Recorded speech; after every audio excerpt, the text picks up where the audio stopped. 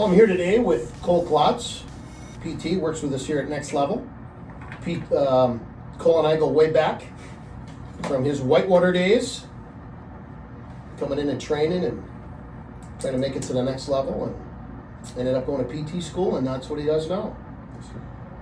So Cole and I talk a lot about training and what's out there, and picking and choosing certain things, and watching online and looking at what's being told to people, and different, looking at different people's approach and how they do different things. And I just wanted to spend some time today to ask Cole from his perspective on things when kids come into him. And so I guess first of all, this can all be at a higher level, doesn't have to get crazy in depth right now, but what's the biggest thing that you see when kids come into you? Okay, they're coming out of surgery, they got some kind of pathology, right? They've got an injury, it's been short term, maybe it's been long term. How do they get through it? What are some of the things that you're finding with kids that they're just they're lacking? I think the biggest thing that I see and frustrates me the most is I think we're losing this intent of what we're doing, depending whether they're rehabbing or in their high performance side. Is where are we at from that rehabilitation perspective? Where are they at in their sports performance perspective of intent of what we're doing? They come in, they have all these ideas, they've looked at Instagram, they've looked at Facebook, they see all this junk, and they're like, I should be doing this, I'm at this point in my rehab, I should be doing this. But I think what I've found more than anything is having to address those kids, of understanding what are we trying to do at this perspective, and a lot of them have lost sight of where they're at, understanding how to control whatever particular movement we're on. They might be on some basic things, and I hammer them on those basic things because they don't understand why we're doing those things. They expect to be doing this high level stuff, and it's whoa. You can't do this simple exercise quite yet correctly with the right feel and the right effect, because they're 10 steps ahead of what they're doing, because some Instagram guy said at 16 weeks post-op, this is where I need to be. But we've lost intent of what we're doing from an exercise perspective because we have these lofty goals of where I should be. And I think that's what I see more than anything in terms of struggling with kids and where they're at mentally and all those things, is understanding the intent of exercise. So with me, I'm always, this is what we're doing, this is why we're doing it. And until you can't do this, you can do this simply, and you're progressing. Right. Doing things so they never get it wrong. 100%. Exactly. I guess they always talk about how teams, the ones that are really good, they do the basic fundamentals extremely well. Because everything that you do is based off of that, right? 100%. So, when you look at, for example, let's talk about squat. Double leg squat. It's a learned activity. You got to groove it, and you got to learn how to do it. And the thing that I always tell people is, your body doesn't know load. You don't walk up to a bar and look at it and go, okay, I got 185 pounds on there, right? And you get this calculation in your brain, and you walk up there and your body's ready to do it. Yep. No, it understands bracing and what needs to be going on from the ground up.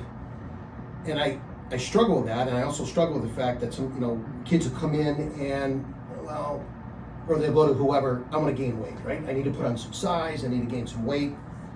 Well, let's go in the squat rack and let's do a ton of volume. Okay, so the next thing you know, this kid's doing, every time he squats, he's doing 100 plus reps. What do they get out of that? To me, they're not getting much, because it's full body activity. The likelihood of technique breaking down is pretty good. And so over time, the longer you do that, you're training the body to absorb force incorrectly, because it gets to the point where you're just trying to get it up. There's no efficiency to it. What do you think of that? So I think, when we're looking at the squat, I 100% agree with you. Is from a rehab perspective, right? Sports performance is a little bit different, but when we're talking about a rehab perspective, it's making sure we're breaking down each individual segment of that squat, and making sure we can control that in isolation, and then bring that through as a compound movement, right? So again, when we're talking about squat, right, we want to be able to manage that load, whether it's 185 or 225. If we can't isolate pronation and supination control of the foot, how the heck are you going to do it under load? Exactly. Right? So it's okay, let's take your squat. This is your goal of squatting 225, right? How is your ankle pronation and supination control? If you can't do it under load or in isolation, we ain't going to be squatting you quite yet, right? Or let's talk tibial internal, external rotation. If we can't control that at the talocrural joint, what are we going to be doing up the chain to compensate for that lack of tibial internal rotation, right? You're going to be compensating somewhere, and then all of a sudden, 6 weeks later, you're going to be seeing me again, right? So it's looking at each of those individual segments, breaking it down individually, make sure that patient understands intent of that exercise, why we're doing it, and how it relates to the goal, so that we can brace ankle, knee, hip, core. There's your squat, right? So coming back to the squat, where you're talking about tib fib rotation, femur rotation. So I look at it from the standpoint too that the reason that we want to lift weights and get stronger is to help kids and athletes, whoever it might be, to express themselves better as an athlete, aka movement. So when you're sprinting, you're bending your knee. So anytime you bend your knee, whether you're running or you're obviously doing things in the weight room, two things have to be happening above and below the knee. That upper femur has to be able to internally rotate. It's got to be able to find that internal capacity. And then below that femur has to be able to externally rotate so that those plateaus sit evenly. And it's going to keep your ligaments intact and keep them tighter. So you've got knee stability. So when you watch a kid squat and you see that right knee or you see the left knee not being able to find internal capacity. Everything that we're doing right now is we're teaching out. We want the femur to come out, we want the tib fib to come out, and then all of a sudden they go to running and they can't run correctly because we're not training the body to absorb, right? Force and load and control itself the way it's supposed to be. So when you watch somebody run, you should be able to see internal rotation at the knee, and that foot is going to externally rotate out, which gives you that spiral effect, right? So when you look at it from a global core standpoint, you're getting adductor, opposite oblique on the opposite side too. So when kids don't get to that point and they can't really get into that position with no load, it comes back to what you were talking about before, that you've got to regress some things. You got to back off and you got to actually turn some things on that aren't being utilized. I mean, when you look at the amount of force that these kids are absorbing every time that they do something, I mean, some of this may have changed by now, but when you're running, it's like what, 6 times your body weight per set? You jump in the air and you land, it's like 12 times your body weight. But now you get into the squat rack and it's still 7, 8 times the load you're lifting. So just do 100 pounds. Kid does 100 pounds correctly, squatting, so you're getting your internal rotation, external rotation, that pronation, eversion that you're saying, that foot pressure is locked in. They're producing core, and they're getting something out of that. And they do it correctly, they're still absorbing 700 pounds of pressure. Now you go to what you normally see, where the left knee's way out, the right knee's diving in, so your hips go one way, your upper body's countering it, right? You're up to 14 times, 1,400 pounds of pressure in a squat rack. And you look, and you look at that and you're like, well, shit, I know this kid runs every day, he's jumping every day, and a lot of kids are throwing an implement every day. So at the end of the day, when you bypass those regressions and you just go right straight to it because this is what we do, what are we doing to these kids? Yeah, so it's the one, that's why people see me.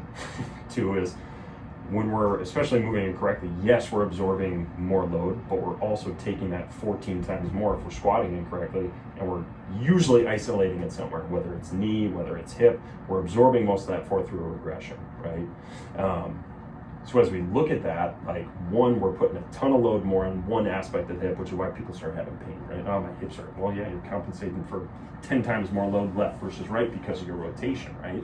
So again, we're just exposing kids too early to a force that they don't need in an improper position for literally no reason other than somebody told you along the way that you need to squat heavy.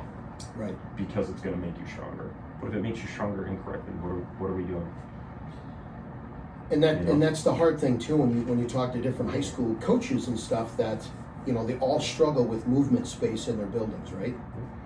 And so they spend 3-4 months, because we're not in the Sun Belt, inside, and all of those force absorption movement patterns are all established in the weight room.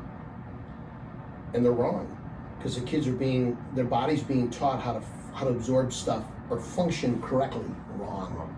So now when they get out to movement, there's not much carryover. And like anything in movement, especially if we're talking about straight line sprinting, same thing applies to squat rack. It's about losing position, correct? And the one area where I see kids lose position the most is that passive extension in the low back. And it's there again, we can sit there and talk to them till we're blue in the face. No, don't do that. No, don't do that. Until you actually regress and do some things to correct that. It's not going to correct itself. So when you look at a lot of these hamstring issues, I mean, come on, stuff's going to happen. You can't sit here and anybody that comes up to you and says, I can prevent all your injuries, walk away from them, because they're full of it. But when you see kids automatically, their regression, their go-to faulty movement pattern is that huge lordotic arch in that low back. Yep. So what does that do? Well, it shuts off low abs. Your glutes are now at a vulnerable position. You're getting not hardly anything what you could be getting out of them. So what's taking the brunt of the load? Lumbar, low back, and your hamstrings are doing everything. And that's the exact same thing that happens when you get into sprinting. So as you go to extend that leg and that low back, those hips, looks like they're climbing up the small of your back, can only give you so much more space. And what does it do? Your body tweaks a muscle because it doesn't want to tear it. Yep. And it's the same thing that happens in the squat rack. So if your automatically default pattern is to have that huge lordotic arch in your low back and you start to bend those knees, well, that hamstring's already preloaded. It can only give you so much more space. Where's it going to create it? At the low back. So now you bend at the waist. That's where your depth comes from. And you're loading what? Internal right knee, left groin, right hamstring's insufficient, your low back's getting sheared. And that's the same thing that you see coming out of that going into movement. Kids' faulty pattern. And so now you all of a sudden you go even lower and you couple that with tight ankles. Everyone's like, oh yeah, my ankles are tight. Okay, well, what does everyone say? Well, you got to strengthen. Well, that's true, you do. So I guess to me, that tells me that in order to get a soft tissue response, at some point you have to elicit a neural response. Muscles aren't going to let go and they're not going to work together until they know that their counterpart is there and is ready to take it on. It's like your hips aren't going to sit more neutral until it knows your ab integrity is there, your glute integrity is back, and you can find that position and they can work together. So again, I guess it just comes back to doing it just to do it and being shocked that when you're endorsing those positions in the weight room, you're not going to fix it dynamically. So everything that we do, it's like even like for example, we talked about hip alignment. So a lot of times you'll see kids, for the most part, they'll sit a little higher on the right and it'll rotate. You'll get some internal rotation. You'll get that shearing force on the right hip. The left will be external. So it'll crank you forward, again, preloading that left hamstring even more. But your upper body is going to counter-rotate that. So when you walk, it wants to look or feel like it's straight, right? It's stacked, it's a silo, but in actuality, your upper body's here and your lower body's the other way. So all of a sudden now, well, okay, what else can that affect? Well, I've seen it affect upper body dramatically. So shoulder position, right? So right hip is up and in, opposite shoulder is going to follow the same pattern.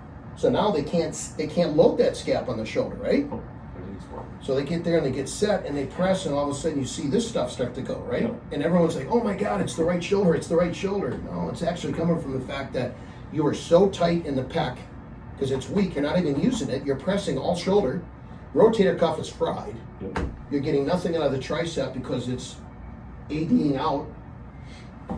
It can affect everything. So really your hips are your neural pathway to your whole body. Your hip alignment's off and not functioning correctly, everything's off. So whether you're working with a throwing athlete, a tennis, a golf, whatever it might be, it doesn't mean that you can't squat people. I'm not saying that at all. What I'm saying is, like anything in life, it's not what you do, it's what you prepare them to do what you want them to do. And so just bringing a kid in and not really looking at where they're at, getting a good picture of what's going on here and saying, okay, here's theory. This is what I want them to be able to do. Well, unfortunately, here's reality. How do I get them as close to or the same as reality? What do I have to go through to get them to that? And it's funny you talk about regressions because, I mean, I've had NFL guys, and you see it all the time. I mean, it's these guys that are in college or wherever they're at, and people go on this assumption that, well, they're a really good athlete, so they don't need all this stuff. So they bypass dinner, and right away they're eating dessert, right? And it's like they come in here and you're looking at them going, how have you stayed upright all these years in the league? And you regress them back to the point where you're actually doing kind of almost an advanced youth program with them to get all the stuff to work together, that when you bring them back to what they want to do, they're actually getting something out of it and they feel the benefit of it. But I think that's what makes everything here, just watching how you guys work, that's what, like, I don't think people are understanding anymore. It's like, none of this needs to be complicated, but you got to have mastery of the basics. When you get these guys back, you don't do crazy stuff with them. It's like, no, can you manage internal rotation? Can you manage your ankle? How are we feeling from a shoulder perspective? What's our glute strength looking like? I just didn't see it for the past 9 months. We just got your body beat. Where are we starting for stuff? You got to go back to the basics. But that's what we lose with these kids now, is we have just bypassed all of the essentials because this is the latest and greatest in evidence, and this is what we're doing on Instagram, and we've lost the fundamentals and the foundations. Stay consistent with the basics. Complicated stuff starts to feel a hell of a lot simpler. But that's what we're losing, and that's what I see all the time with kids. It's like, okay, you can, deadlift 800 pounds, but can you manage a single leg? Like, what do you look like in a single leg position? Exactly. Terrible. Okay, what does it matter if you can deadlift 600 pounds? Right. I don't care. Or if something's going to break. If you can deadlift 600, but you're sitting on the bench and you're not playing because you're hurt, who cares, right?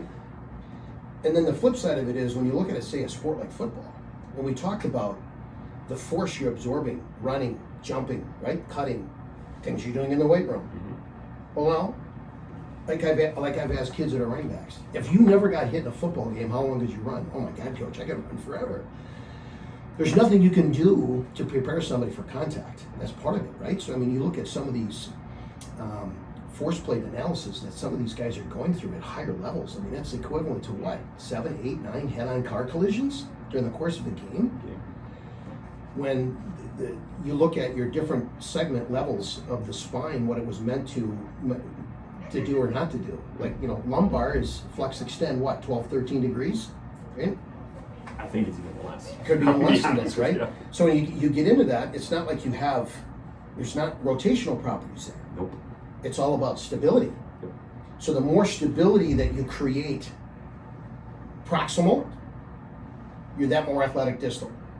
Now all of a sudden you get above L4, L5, you got flexion, extension, rotation. That's where it's all meant to be. Everything. So you take on the running and jumping and force absorption and things you're doing in the weight room, and then halfway through the season or the longer a guy's career goes, they can't walk right. They're beat up. It takes them 2 days just to recover, right? And it's like, well, what are we ultimately doing? I mean, are we doing this to get you to the next contract? Are you prepared to play on Saturday? Or is it all about getting your number on a board for a weightlifting record? Or are we doing this stuff to get more clicks? I mean, that's kind of that's what it comes down to. And I guess that's what I struggle with, is that, it reminds me of a story when I was at Arizona. We used to have European and Canadian teams that would come in for winter track training trips. And it was at the end of the week, it was on a Friday, we all got done, and I took the coaches out and we went to a happy hour and we were sitting there talking and stuff, and I said to them, okay, what's this, you always hear this Eastern versus Western training, right? Like, what's the big difference? I've seen you train your athletes, you've seen me train my athletes. I mean, it ultimately comes down to there's a right way and a wrong way to do things. I mean, you're gonna pull correctly, you're gonna pull incorrectly. You can squat, compress. You can add additional things to it if you want to add like bands or chains or some higher end type stuff, things like that. I get it, but the basic fundamentals, there's a right way and there's a wrong way. So what's the big difference? And without hesitation, they looked at me and they said, because we understand the concept of time development. We know that it's going to take time to get your body to really truly function with efficiency and know what it's supposed to do. And that's them learning it mentally as well too. Versus, okay, I'm going to send my kid to you and in 12 weeks, I want him to be the next Wayne Gretzky. It's just not how your body works. It's not how athletic development works. It just doesn't. It's like people always ask me all the time, what do you do with TJ and all these, TJ and JJ and all these, these NFL guys? What do you do different with them now than what you did with them when they were in high school or starting out? Nothing really. I mean, Same stuff. It's the same stuff. Yeah. But what's the difference? Well, it can be done with more intensity, more volume. They can handle it. It's maturity, right? But the teaching, the progressions, the means to an end of what you're actually trying to do has to maintain. It's got to be the same. And then you sprinkle in there something called genetics that you can't train. You got something. So, all these people will come in and watch these guys train, and they'll come in and sit down. They got their pad and they pull out their pen. They're like, "All right, give me the secret sauce." Yeah. And I'm like, "Well, did you see him do anything different than the 50 other kids that were out here?" And they're like, "Well, no, actually, I didn't." Huh. Well, at the end of the day, it's all the same because your body functions one way. So, that kid over there might clean 200 pounds. He just happens to do 400 for reps. He does a 24-inch box jump. He happens to do a 60-inch box jump. The teaching is the same, and what you do and progress and do and how you do all those things, it has to remain the same. And getting them to understand that it's the monotonous, mundane, boring things that nobody wants to do on a consistent basis that really make all the difference in the world. 100%. That's all it is. It truly is. And if you can get a kid to buy into that, they're going to be pain-free, generally. Right? Yeah. They're going to feel better. They're going to be stronger. They're going to stay on the field. And again, I think everybody oversimplifies it too. So yes, your body only works in one way. But at the end of the day, everybody's just a little bit different. So that time to mastery is always going to look different, right? I got a thicker Q angle, right? All those things factor into how hard that person and how quickly that person's going to progress just because of some of the vectors that are naturally different in the body. Do they have longer tibias? Do they have longer femurs? Who knows, right? So I think that frustration level is always higher in those people who are just a little bit off, right? Mm-hmm. In terms of just quote unquote the perfect body. And then just keeping them understanding we still have to master this simple basic concept. And until you can master this simple basic concept, we ain't going anywhere. Otherwise you're gonna be hurting yourself. Right. It all comes back to the basics and being really good at it. Forever. And it's the same thing too with, you got younger kids that, okay, so let's say you got a kid in high school and he's 6'5", 6'6". Limited training age. You can't expect a kid at that height to do the same things in the weight room as a kid that's 5'9", 5'11", 6'1", 6'2". You just can't. Longer levers, like you're saying, longer tib, longer femur, all those things come into play. And that regression of getting things called into action that aren't there has to be there before you start getting into, I guess what you'd say, your primary strength exercises. And everybody's going to put a different weight on different exercises and what they think is their primary. If you can do this, then you're going to be able to do that, and that. And I guess it comes down to pick and choose your battles. I guess it's why I've always said too is that if I wanted to see how strong someone is, I would really probably front squat them. Because it's vertical spine, you got the hip and ankle mobility, right? We're talking about that articulation of internal, external, all this stuff has to be in place. And if you're coming out of the bottom, you don't get it. And a fantastic abdominal. It's contraction. Yeah, it's like a muscle contraction, right? It's all or nothing. You got nothing on the backside to save you. So I know. I guess I look at that too, and I look at running mechanics, deceleration, acceleration. Whether it's from a run-in start, a static start, whatever it is, it all still stems around how far can I get that knee over the toe. And it's why we work so much calf and soleus and anterior tibialis, which has ACL prevention properties and things in it as well too.